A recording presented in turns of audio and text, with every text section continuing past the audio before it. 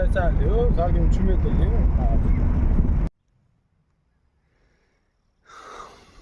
Söz tortishi söz. Ama yuribdi. 2 kilo, 5 kilolik sazan ham ko'rdik. Yuribdi-yu, lekin juda sust qaramayapti. Sho'ganimiz asha. Bitta bir 400 gram atrofida bitta sazan bo'ldi xolos. Yo'q, qaramayapti.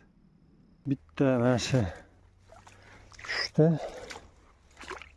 Buni ham endi jonivor. Ha? Mana shu sazan tushdi. Bu endi uyga olib ketsak bo'lmaydi, buni qo'yib yuboramiz. Ket jonivor. Ket.